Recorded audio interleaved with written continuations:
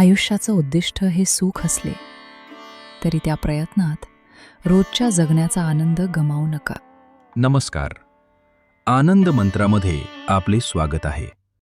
आजच्या या सखोल चर्चेत आपण महाराष्ट्रातील दोन अत्यंत महत्त्वाच्या पारंपरिक आणि धार्मिक लोककलांच्या मुळाशी जाणार आहोत. बरोबर. खंडोबाचे जागरण आणि देवीचा गोंधळ. हो, आणि या सखोल चर्चेचा मूळ उद्देशच हा आहे की बघा, या विधींकडे केवळ एक धार्मिक सोपस्कार म्हणून आपण पाहू नये. त्यामागची ऐतिहासिक गरज आणि मानवी मनाची गुंतागुंत समजून घेणं जास्त महत्वाचं आहे. म्हणजे या परंपरा अनेक शतके का टिकून आहेत, कारण त्या मानवी भावनांना एका वेगळ्याच पातळीवर हाताळतात. बरोबर. देव आणि भक्त यांच्यात दुवा साधताना या विधींमधनं जी एक प्रचंड ऊर्जा निर्माण केली जाते ना, तिचं मूळ समाजाच्या अत्यंत जुन्या आणि आदिम मानसिकतेत दडलेलं आहे. मुळात या संपूर्ण प्रकाराला गोंधळ का म्हणतात? बरं, हा विरोधाभास खरं तर वरवरचा आहे. भाषेच्या पलीकडे जाऊन याच्या मुळाशी आपण गेलो की लक्षात येतं की इथे गोंधळ याचा अर्थ अव्यवस्था अजिबात नाही. अच्छा. तो एक अत्यंत सुनियोजित, शिस्तबद्ध आणि संभाव्य शक्तीला म्हणजेच दैवी ऊर्जेला आवाहन करण्यासाठी केलेला एक जाणीवपूर्वक नाट्यमय प्रयोग आहे. त्याच्या उगमाची जी कथा आहे ना, ती या आक्रमक ऊर्जेच्या संकल्पनेला अधिक ठळक करते. मी जे वाचत होतो त्यानुसार पौराणिक कथेनुसार भगवान परशुरामाने एका राक्षसाचा वध केला आणि चक्क त्या राक्षसाच्या डोक्याचा वापर करून एक वाद्य बनवले. बरोबर. ज्यातून आज गोंधळी जे तुंतुणे नावाचे एकतारी वाद्य वापरतात त्याचा उगम झाला असे मानले जाते.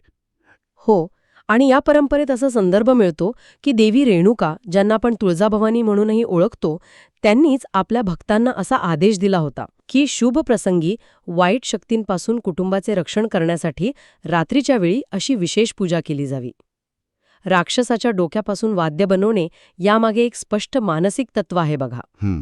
मानवी आयुष्यात ज्या नकारात्मक गोष्टी आहेत, जी भीती आहे, तिला नुसतं नष्ट करून संपवण्यापेक्षा त्या नकारात्मकतेचे रूपांतर एका सकारात्मक आणि लयबद्ध ऊर्जेत करणे. क्या बात आहे.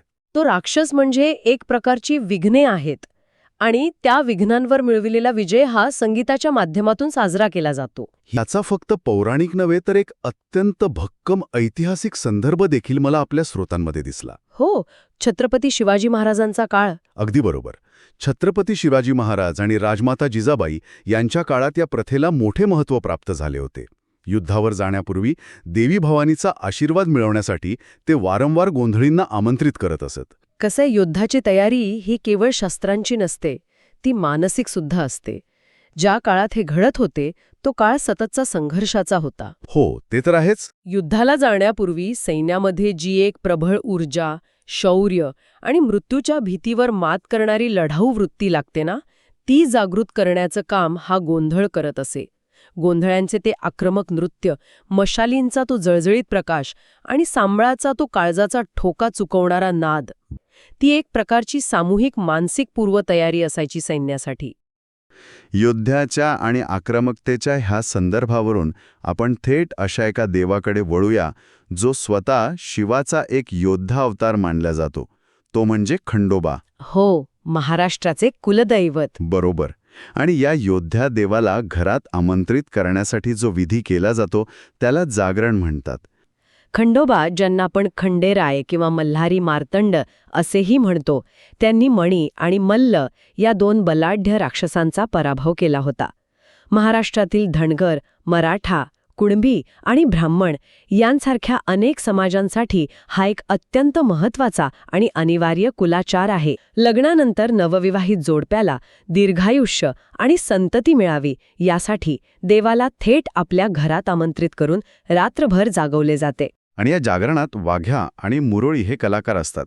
आणि सर्वात रंजक भाग मला हा वाटला की ते फक्त भजने गात नाहीत. नाही, अजिबात नाही. ते खंडेरायाच्या संपूर्ण आयुष्याचे, विशेषतः त्याच्या संसाराचे वर्णन करतात. खंडोबाची लढाई, माळसा आणि बनाई यांच्याशी झालेले त्याचे विवाह, त्या दोन पत्नींमधील हेवे दावे आणि देवाचे दैनंदिन जीवन यावर ही गाणी आधारित असतात. हो. आणि मग रात्रभर येळकोट खंडेरायाचा येळकोट असा गजर चालतो. हो, आणि या सादरीकरणात एक अत्यंत विशिष्ट असा विधी होतो बघा. पाण्याच्या कळशावर एक पितळी ताट ठेवले जाते. त्या ताटात नारळ, फळे, सुपारी, हळद आणि बेलपत्रे ठेवली जातात. मंत्रोच्चारात हे ताट 3 वेळा उचलले जाते अच्छा. आणि या संपूर्ण प्रक्रियेत भंडारा म्हणजेच पिवळी हळद मोठ्या प्रमाणावर उधळली जाते. ही हळद केवळ एक पदार्थ नसते, ती सोन्याचं प्रतीक मानली जाते. पिवळा रंग हा सूर्याच्या ऊर्जेचे, मांगल्याचे आणि योद्ध्याच्या विजयाचं प्रतीक आहे. जेव्हा तो हवेत उधळला जातो तेव्हा तो केवळ सोन्याचा वर्षाव नसून तो एका सर्वोच्च ऊर्जेचा कुटुंबावरील वर्षाव मानला जातो. इथे देव एक योद्धा आहे, पण तो 2 पत्नींच्या संसारात अडकलेला एक सामान्य नवराई आहे. यात देव लढाई करतो, लग्न करतो, अगदी संसारातील रुसवे फुगवे आणि ताणतणाव देखील अनुभवतो. बरोबर? जेव्हा सामान्य माणूस पाहतो की सर्वोच्च मानला जाणारा देव देखील संसारातील गुंतागुंतीतून 2 पत्नींच्या मादातून जातोय, तेव्हा ईश्वराबद्दलची भीती नष्ट होते आणि एक प्रकारची जवळीक निर्माण होते. म्हणजे देव आपल्यातलाच एक वाटतो. अगदी तसंच. देव हा माणसाच्या सुखदुःखाचा वाटेकरी बनतो. यातून भक्तांना असं मानसिक आधार मिळतो की जर देवालाही संसारात संघर्ष चुकला नाही तर आपण कोण? चला जाणून घेऊया लंगर तोडणे या खंडोबाच्या एका थरारक विधीबद्दल. म्हणजे यात एक जड लोखंडी साखळी तोडली जाते. पण का? तर यामागे खूप रंजक पौराणिक कथा आहे. पहिली कथा आहे खंडोबा आणि मणिमल्ल राक्षसांच्या मोठ्या युद्धाची. खंडोबानं याच लंगराने त्यांना हरवलं आणि म्हणूनच ही साखळी तोडणं म्हणजे वाईटावरचा विजय. पण अजून एक लोककथा आहे जी याकडे भक्तीची परीक्षा म्हणून पाहते. म्हणजे ही साखळी शारीरिक ताकदीने नाही तर देवावरच्या श्रद्धेच्या बळावर तुटते असं मानलं जातं. बरं, मग आजच्या काळात हा विधी नेमका कसा होतो? हा विधी जागरणमध्ये होतो. म्हणजे रात्रभर देवाच्या गाण्यांचा कार्यक्रम असतो.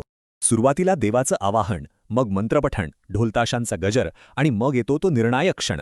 भक्तांसाठी मात्र हा फक्त एक विधी नाहीये, याचं खूप खोल आध्यात्मिक महत्त्व आहे.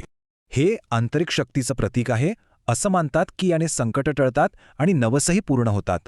साखळीचे तुटलेले तुकडे आणि भंडारा म्हणजे हळद आशीर्वाद म्हणून घरी नेतात.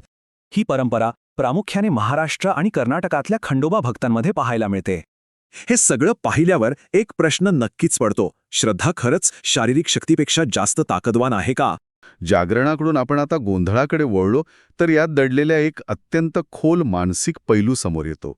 तो म्हणजे माणसाच्या अहंकाराचा विनाश. माता आणि महालक्ष्मी या देवींना प्रसन्न करण्यासाठी केला जातो. याच्या मांडणीकडे नीट लक्ष दिले बघा तर लक्षात येते की उसाचे धांडे किंवा काड्या एकत्र बांधून एक छोटा मंडप तयार केला जातो. त्याला फुले आणि आंब्याच्या पानांनी सजवले जाते. हे एक प्रकारे आपले कृषी संस्कृतीशी आणि निसर्गाशी असलेले अतूट नाते दर्शवते. निसर्गाला साक्ष ठेवून ही संरक्षक शक्ती घरात आमंत्रित केली जाते. आणि मग प्रवेश होतो साक्षात गोंधळींचा. पारंपरिक पोशाख, कपाळावर मोठं लाल कुंकू आणि हातात दिवटी किंवा काकडा म्हणजे पेटत्या मशाली. जेव्हा सांबळाच्या तालावर हे कलाकार नाचू लागतात आणि अंबाबाईचा उधो उधो असा गजर संपूर्ण वातावरणात घुमू लागतो. अंगावर काटा येतो तो आवाज ऐकून. हो ना, तो मशालींचा प्रकाश आणि ढोलाचा नाद मानवी मेंदूवर एक विलक्षण प्रभाव टाकतो. पण या सगळ्या उग्र आणि भव्य वातावरणात एक अत्यंत विरोधाभासी आणि विचार करायला लावणारी कृती घडते. ती म्हणजे जोगवा मागण्याची प्रथा. हो, जोगवा ही अत्यंत महत्वाची प्रथा आहे. देवीच्या प्रसादाची निर्मिती करण्यासाठी हे कलाकार आणि कुटुंबातील सदस्य थेट 5 वेगवेगळ्या घरांमध्ये जातात आणि त्यांच्याकडून पीठ, मीठ इत्यादी वस्तू भिक्षा म्हणून मागतात. यालाच जोगवा म्हणतात. जोगवा मागणे हे माणसाच्या अहंकाराच्या क्षयाचं प्रतीक आहे. संपत्तीच्या जोरावर आलेला अहंकार एका झटक्यात या जोगव्याने नष्ट केला जातो. लोककला आणि लोकदैवते ही कधीच एका साच्यात किंवा कर्मकांडाच्या बंदिस्त चौकटीत अडकलेली नसतात. ती काळानुसार आणि समाजाच्या गरजेनुसार प्रवाही राहतात. खंडोबा आणि देवी या दोन्ही दैवतांच्या उपासनेने तत्कालीन समाजातील अनेक कठोर नियम मोडीत काढले आहेत. खंडोबाची पूजा केवळ हिंदूच करत नाहीत, तर मुस्लिम बांधवही अत्यंत आदराने करतात. हो ना? मुस्लिम समाजात खंडोबाला मल्लू खान किंवा अजमत खान म्हणून मानले जाते. आणि याहून आश्चर्याची गोष्ट म्हणजे जेजुरीमधील खंडोबाच्या मंदिरात असलेल्या देवाच्या घोड्यांची देखभाल आजही परंपरेने एक मुस्लिम कुटुंबच करते. सर्वसमावेशकतेचा हा धागा पुरोहित परंपरेमध्येही एक मोठं बंड घडवून आणतो. सहसा कोणत्याही मोठ्या पारंपरिक हिंदू मंदिरात पुजारी हे पारंपरिक ब्राह्मण समाजाचे असतात. कारण वेदांचे आणि मंत्रांचे अधिकार त्यांच्याकडे मानले जात असत. पण जेजुरीच्या खंडोबा मंदिरात पुजारी हे ब्राह्मण नसून गुरव समाजाचे आहेत. जेव्हा प्रस्थापित धर्म आणि त्याचे कर्मकांड अत्यंत गुंतागुंतीचे आणि तळागाळातील लोकांपासून दूर जाऊ लागते, तेव्हा समाज स्वतःचे असे देव निर्माण करतो जे त्यांच्या भाषेत बोलतात. अच्छा. खंडोबा, तुळजाभवानी, ज्योतिबा यांसारख्या दैवतांनी भक्ती आणि पूजा करण्याचा अधिकार विशिष्ट वर्गापुरते मर्यादित ठेवले नाहीत. त्यांनी समाजातील सर्व घटकांना थेट ईश्वराशी जोडण्याचं स्वातंत्र्य दिले. इथे मध्यस्थाची गरज उरली नाही. काळाच्या ओघात या विधींमध्ये आणखी एक मोठा बदल झालेला दिसतो. तो म्हणजे हिंसक भूतकाळाकडून शांततापूर्ण वर्तमानाकडे झालेला प्रवास.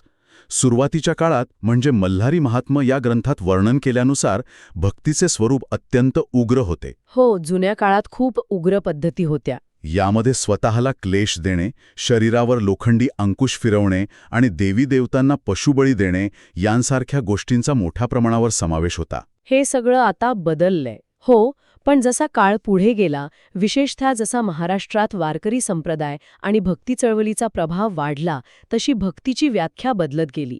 या चळवळीने एक विचार रुजवला की रक्तातून भक्ती सिद्ध होत नाही, तर ती शुद्ध भावातून सिद्ध होते. बरोबर. त्यामुळे आज आपण पाहतो की त्या उग्र पद्धतींऐवजी आणि पशुबळीऐवजी तिथे फुले, फळे आणि पुरणपोळीचा नैवेद्य अर्पण केला जातो. परंपरा या दगडावर कोरलेल्या रेषेसारख्या नसतात, तर त्या वाहत्या पाण्यासारख्या असतात. त्या प्रवासाबरोबर स्वतःला शुद्ध आणि अधिक सात्विक करत जातात. हा बदल समाजाच्या प्रगल्भतेचं लक्षण आहे. आणि या वाहत्या परंपरेत विनोदाचाही एक अत्यंत भन्नाट रंग आहे, जो सहसा धार्मिक विधींमध्ये पाहायला मिळत नाही. विनोदाचा रंग? हो. ऐतिहासिकदृष्ट्या जेव्हा लग्नासारख्या समारंभात गोंधळ सादर केला जायचा, तेव्हा हे गोंधळी केवळ देवीची भक्तिगीते गात नसत, तर ते गाण्यांमधून वधूवरांच्या कुटुंबावर टीका करणारी, त्यांच्या उणीवा काढणारी गाणी गाऊन एक प्रकारची सामाजिक टीका किंवा उपहास करत असत. हे आजच्या काळातल्या स्टँडअप कॉमेडी किंवा एखाद्या रोजसारखंच आहे. हे विधी म्हणजे केवळ पूजा नसून विविध संस्कृती, बदलत्या प्रथा आणि मानवी मानसशास्त्राचे एक भन्नाट मिश्रण आहे. ज्याला आपण केवळ एक पारंपरिक विधी समजतो, तो प्रत्यक्षात समाजाचा इतिहास, त्याचे तत्वज्ञान आणि जगण्याचं कौशल्य शिकवणारा एक जिवंत आणि चालता बोलता दस्तऐवज आहे. तर आजच्या या सखोल चर्चेच्या शेवटाकडे येताना आपण या सगळ्याचा एक मोठा अर्थ शोधूया. आज आपण पाहिले की खंडोबाचे जागरण आणि देवीचा गोंधळ हे केवळ रात्रभर चालणारे गोंगाटाचे किंवा जुन्या परंपरेचे कार्यक्रम नाहीत, तर ते छत्रपती शिवाजी महाराजांच्या काळात सैन्याला मानसिक ऊर्जा देणारे, जोगवाच्या माध्यमातून माणसाला समाजासमोर नम्र राहायला शिकवणारे आणि कोणत्याही धर्माच्या किंवा जातीच्या सीमा न मानता एकात्मतेचा संदेश देणारे अत्यंत प्रगल्भ विधी आहेत. आपण सुरुवातीला पाहिलं की परशुरामाने एका राक्षसाचा वध करून त्याच्या डोक्यापासून गोंधळाचे वाद्य म्हणजे तुमतुणे बनवले होते. राक्षसाच्या डोक्यातून म्हणजेच एका अत्यंत नकारात्मक गोष्टीतून चक्क संगीत निर्माण केले. यावरून असा विचार येतो की आजच्या या आधुनिक काळात आपले राक्षस कोणते आहेत? आपली सततची भीती, ऑफिसचा जीवघेणा ताणतणाव, आर्थिक असुरक्षितता आणि भविष्याची चिंता, हेच तर आपले आजचे राक्षस आहेत ना? अगदी खरंय. तर मग आजच्या काळात जेव्हा आपण आयुष्याची नवीन सुरुवात करतो, तेव्हा आपले रक्षण करण्यासाठी आपण आपल्या आतील या भीती आणि चिंतेच्या राक्षसांचं रूपांतर अशा कोणत्या संगीतात किंवा सकारात्मक ऊर्जेत करू शकतो, ज्याने आपले स्वतःचे असे एक वैयक्तिक जागरण होईल? आपण आपला सुनियोजित गोंधळ कसा निर्माण करू शकतो यावर नक्की विचार करा. अशाच एका नवीन आणि रंजक माहितीच्या सखोल चर्चेत आपण पुन्हा भेटू.